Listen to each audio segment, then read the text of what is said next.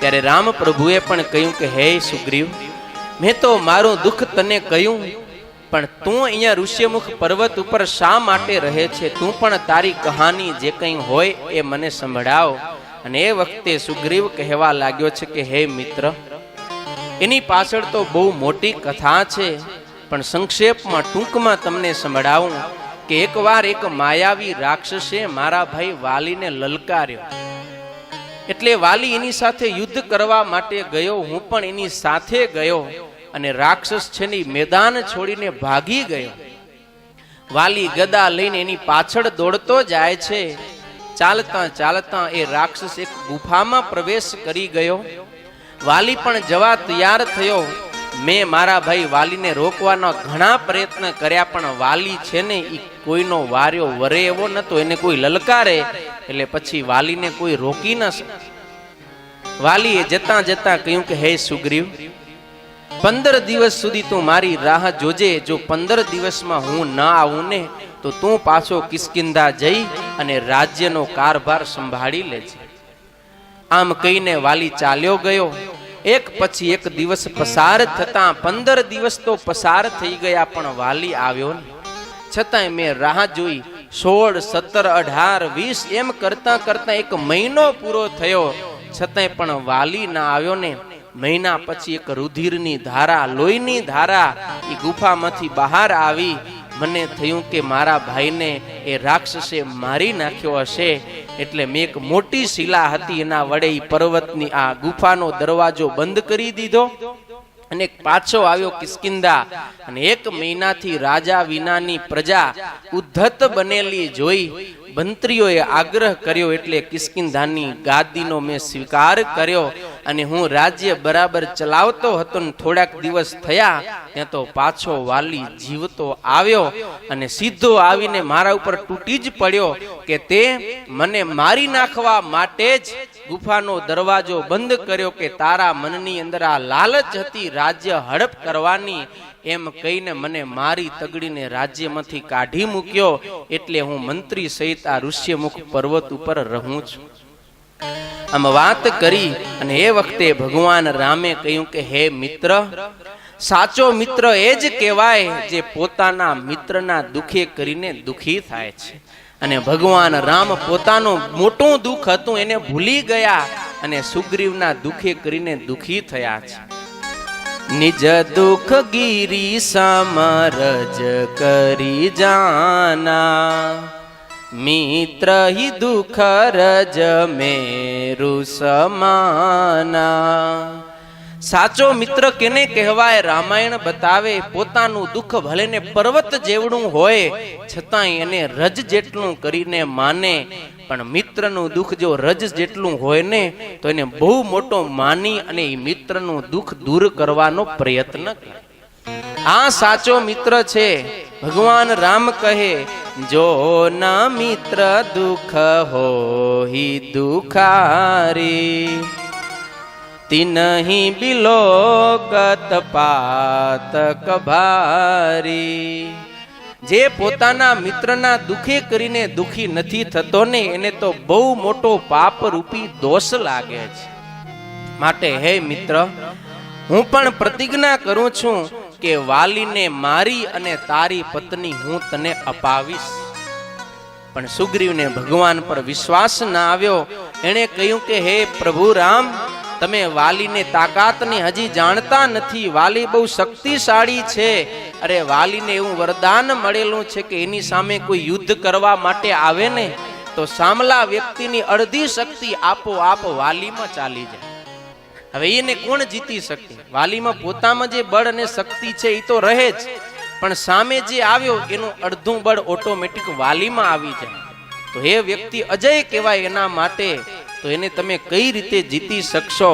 ભગવાન રામે ઘણો બધો ભરોસો અપાવ્યો, છતાંય સુગ્રીવ કે ના, આ એક લાઈનમાં 7 તાડના ઝાડ ઊભા છે, એને તમે એક બાણથી જો વીંધી નાખો ને તો મને વિશ્વાસ આવે કે તમે વાલીનો વધ કરી શકશો. અને ભગવાન રામે એક બાણથી 7 તાડના ઝાડ વીંધીને એને બતાવ્યો.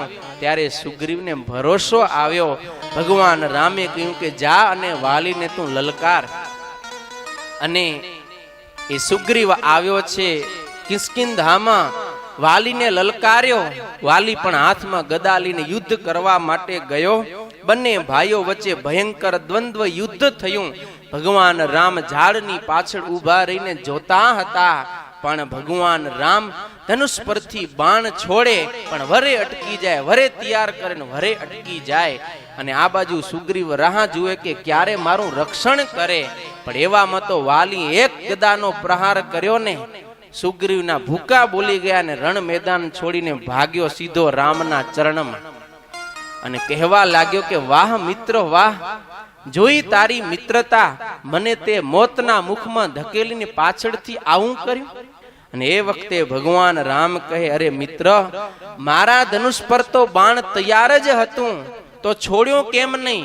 ભગવાન એક રૂપ તુમ ભ્રાતા દોહુ, તેહી ભ્રમતે નહીં મારે હું સોહુ. તમે બે ભાઈ છો પણ રૂપ તો એક જેવું જ છે. મને થયું કે હું બાણ મારું ને કદાચ વાલીને બદલે તું આવી જાય તો એક મિત્રના હાથે મિત્રનું મરણ આ બહુ મોટો દોષ લાગે. માટે મેં બાણ ના માર્યું. લે, આ મારા ગળામાં રહેલી પુષ્પની માળા હું તને પહેરાવું છું, આ પહેરીને તું જા. એટલે હવે હું વાલીનો વધ કરીશ. ભગવાન રામે પુષ્પની માળા પહેરાવી, શરીર પર પોતાનો કોમળ કરકમળ ફેરવ્યો, આખું એ શરીર વજ્રનું બનાવી દીધું અને સુગ્રીવ વાલીની સાથે યુદ્ધ કરવા ગયો. બંને ભાઈઓ વચ્ચે ભયંકર યુદ્ધ થયું. એમાં ઝાડની પાછળ ઊભા રહેલા પ્રભુ રામે અવસર જોઈ અને એવું બાણ છોડ્યું, સનસનાટ કરતું બાણ ગયું અને વાલીની છાતીને વીંધીને આર પાર ઉતરી ગયું. વાલી ધરતી ઉપર ઢળી પડ્યો અને આ બાજુ ભગવાન રામ છે એ પણ દોડતા દોડતા વાલીની પાસે આવ્યા છે. અને વાલી આજે વિચારે છે કે વાહ, યોગીઓ જેને રામને ભગવાન કહે છે એ ભગવાનનું આજે મને અંત સમય દર્શન થયું. પણ વાલીના મનમાં થયું કે મારી સાથે ભગવાને અન્યાય કર્યો છે, લાવ હું આજે ભગવાન પાસે ન્યાય માંગું. અને વાલી ભગવાનની આગળ ન્યાયની માંગણી કરે છે. અરે ધર્મ હેતુ અવતરે હો ગોસાઈ, ધર્મ હેતુ અવતરે હો ગોસાઈ, મારે હો મોહ વ્યાધ કરનાઈ, મારે હો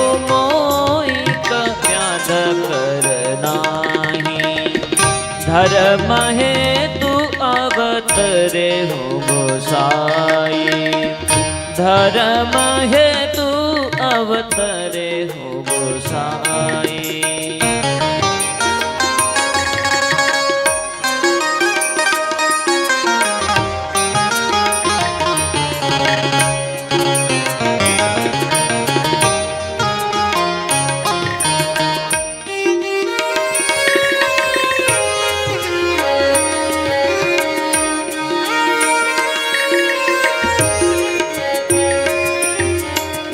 વાલી ભગવાન રામને કહે છે કે હે રામ, જો તમે ભગવાન છો તો શાસ્ત્ર અને સંતો એમ કહે છે કે ભગવાનનો અવતાર તો ધરતી ઉપર ધર્મનું સ્થાપન કરવા માટે થાય છે. તો પછી તમે ભગવાન થઈને ધર્મનું સ્થાપન કરવા માટે આવ્યા છો તો તમે એક ઝાડ પાછળ સંતાઈ એક શિકારીની જેમ મને મારી અને અધર્મ શા માટે કર્યો? આ શું અધર્મ નથી? આમ જ્યારે પ્રશ્ન કર્યો ને ત્યારે ભગવાન રામે એને જવાબ આપ્યો છે કે વાલી, તારી વાત સાચી છે પણ તું સાંભળ. અને પ્રભુ રામ કહે છે, અનુજવતુ ભગિની સુત નારી, અનુજવતુ ભગિની સુત નારી, સુनु सठ कन्या सम ए चारी, सुनु सुठ कन्या सम ए चारी, इनहि कुदृष्टि विलोक कई गई, इनहि कुदृष्टि विलोक कई गई, ताहि बधे कछु पाप न होई, તાહી બધે કछु પાપ ન હોય, તાહી બધે કछु પાપ ન હોય. ભગવાન રામ કહે છે અનુજ વધુ એટલે કે નાના ભાઈની પત્ની, ભગીની એટલે કે બહેન, સુતનારી એટલે પુત્ર વધુ અને કન્યા એટલે પોતાની દીકરી. આ ચારની ઉપર કુદ્રષ્ટિ કરનારા પુરુષનો તાહી બધે કછું પાપ ન હોય. આનો વધ કરવામાં કોઈ પણ પ્રકારનું પાપ નથી એમ રામાયણ શાસ્ત્ર બતાવે છે. ભગવાન રામ કે હે વાલી, તું તારા ગુનાને યાદ કર. તે તારા નાના ભાઈને પત્નીને તારા ઘરની અંદર બેસાડીને રાખી છે. આ ગુનાનો તને દંડ આપવા માટે હું આવ્યો છું. અને ભગવાન રામે જ્યારે વાલીને પોતાના પાપનું સ્મરણ કરાવ્યું, વાલીને થઈ આવ્યું અને ભગવાન રામના ચરણમાં પડી અશ્રુઓ પાડી અને ખૂબ માફી માંગી છે. પણ વાલીને આજે અત્યંત આનંદ છે એ વાતનો કે અંત સમયે મને પ્રભુ રામનું દર્શન, કારણ કે આ પ્રભુ રામ એવા દુર્લભ છે કે જન્મ જન્મ મુનિ જતન કરાઈ, અંત રામ કહી આવત ના. ઘણા બધા પુરુષો પોતે રાજ્યનો ત્યાગ કરી જંગલમાં જઈ હજારો વર્ષ સુધી ઊંધે માથે લટકીને તપ કર્યું છે, છતાંય પણ એને એક જન્મે, બે જન્મે, હજાર જન્મના અંતે પડા પ્રભુનું દર્શન થાય અથવા તો ન પણ થાય. એવા દુર્લભ ભગવાન આજે વાલીને થાય કે મને અંત સમય દર્શન આપે. કેવો સૌભાગ્યશાળી હશે એ વાલી કે એને અંત સમયે ભગવાનનું દર્શન થયું. અને ભક્તો, આવા દુર્લભ ભગવાન પણ એ જ્યારે ઘોર કડી કાળની અંદર સ્વામિનારાયણ રૂપે આ ધરતી ઉપર પધાર્યા ને, એવા તો સુલભ થયા કે એક ને નહીં આજે હજારો જીવાત્માઓને અંત સમયે ભગવાન સ્વામિનારાયણ અંત કાળે તેડવા માટે. કેવી ભગવાનની કૃપા છે, ભગવાન કેવા દયાળુ છે. અનેકને પોતાના અક્ષર બ્રહ્મધામની અંદર લઈ જાય છે. આજે વાલી ભગવાનને કહે છે કે હે પ્રભુ, મારે કોઈ ઈચ્છા નથી, બસ જ્યાં સુધી મારા શરીરમાં પ્રાણ રહે ત્યાં સુધી તમે મને આમને આમ દર્શન આપો. અને વરદાન માંગવાનું જ્યારે પ્રભુ રામે કહ્યું ને, ત્યારે કહ્યું છે જેહી જોની જન્મો કર્મ બસ તહ રામ પદ અનુરાગ. કદાચ મને કર્મને આધારે બીજો કોઈ જન્મ ધારણ કરવો પડે ને તો એમાં મને કાંઈ વાંધો નથી, હું જન્મ ધારણ કરવા માટે તૈયાર છું. પણ હે પ્રભુ, તમે એવી અનુકંપા કરો કે એ જન્મની અંદર પણ મને તમારા ચરણની અંદર અનુરાગ થાય, તમારા ચરણમાં મને પ્રેમ ભક્તિ રહે, આવું તમે મને વરદાન આપો. અને પ્રભુ રામ એના ઉપર બહુ જ પ્રસન્ન થયા. એને અંત સમયે દર્શન આપ્યા અને વાલીએ ભગવાનનું સ્મરણ કરતા કરતા પોતાનું શરીર છોડ્યું છે. અંગદ આવ્યો છે, અંગદ દ્વારા ભગવાન એની બધી ઉત્તર ક્રિયા કરાવી. ભગવાન રામે લક્ષ્મણને કહ્યું કે હે લક્ષ્મણ, તમે જાઓ કિષ્કિંધા અને ત્યાં રાજગાદી ઉપર આ સુગ્રીવનો રાજ્યાભિષેક કરો, યુવરાજ પદે અંગદને પ્રસ્થાપિત કરો. અને ભગવાનના કહેવા મુજબ લક્ષ્મણજીએ કર્યું છે. સુગ્રીવને રાજ્ય મળ્યું. સુગ્રીવ હી શોધી મોરી બિસારી, પાવા રાજકોષ પુર નારી. રાજ્ય મળ્યું ને સુગ્રીવ ભગવાનને ભૂલી ગઈ. કારણ કે શું મળી ગયું? રાજકોષ પુર અને નારી. આ મળ્યું એટલે જીવ ભગવાનને તરત ભૂલી જ જાય. હા, નિયમ છે. ભગવાનની કૃપાએ કરીને એને રાજ્ય મળ્યું. હાવ ઠનઠન ગોપાલ હતો સુગ્રીવ, એની પાસે કાંઈ ન હતું, પણ ભગવાન રામની કૃપા થઈને એને રાજ્ય મળ્યું. પણ જેવું રાજ્ય મળ્યું ને ભગવાન ભૂલાઈ ગયા. આ સુગ્રીવની વિચારધારા આજે પણ જીવે છે, મરી નથી ગઈ. હા, એ ગમે એનામાં આવી જાય. સંત અને ભગવાન કૃપા કરે ને જીવ ખૂબ સુખીઓ થાય, વ્યવહાર પાણીએ ખૂબ આગળ વધે. પણ જેમ જેમ આગળ વધતો જાય ને એમ ભગવાન અને સંત ભૂલાતા જાય છે. ને જ્યારે ભૂલાય ને ત્યારે ભગવાન ક્રોધિત થાય અને ભગવાન રામે પણ સુગ્રીવ ઉપર ક્રોધ કર્યો છે કે હમણાં જેમ વાલીનો વધ કર્યો ને એમ સુગ્રીવનો વધ કરી નાખું, પણ પોતે પૂરમાં જઈ શકે એમ ન હતા, કારણ કે 14 વર્ષનો વનવાસ છે. એટલે લક્ષ્મણને કીધું કે જાઓ અને તમે એને ભય બતાવીને તેડી આવો. લક્ષ્મણજી ગયા અને શેષ નારાયણનો અવતાર એવી એક હાકલ પાડી, હે સુગ્રીવ બહાર નીકળ. અને સુગ્રીવ થરથર કાંપતો આવ્યો. હનુમાનજી મહારાજની સલાહ લીધી કે આ લક્ષ્મણના કોપ થકી બચાવો. તો કે અપરાધ કર્યો છે માટે માફી માંગો, એ જ એનો એક ઉપાય છે. તરત જ ચરણમાં દંડવત કરીને માફી માંગી પ્રભુ રામ પાસે આવ્યા. અને રામ પ્રભુએ કીધું કે બસ મિત્રતા ભૂલી ગયો. અને એ વખતે સુગ્રીવે કીધું, નાથ વિષય સમ મદ કછુ નાહી, મુનિ મન મોહ કરત છન માહી. હે મહારાજ, તમે જે આ વિષયની રચના કરી છે ને, શબ્દ સ્પર્શ રૂપ રસ ને ગંધ, આ તમારા સર્જેલા પંચ વિષય એવા છે કે ઈ મુનિઓને પણ થોડોક યોગ થાય ને તો ક્ષણવારમાં મોહ ઉત્પન્ન કરાવી દે. જ્યારે હું તો તુચ્છ વાનર જાતિનો છું તો મને મોહ થાય એમાં શું નવીન છે. માટે આ પંચ વિષયથી ચેતતા રહેવું. જો પંચ વિષયનો યોગ થયો ને એમાં લેવાઈ ગયા ને તો રામાયણ બતાવે મુનિના મનની અંદર પણ મોહ ઉપજાવી દેશે. એ થવાનું જ છે.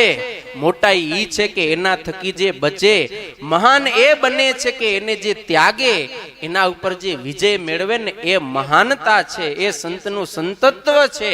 માટે એટલી સાવધાની હરેકને રાખવાની છે.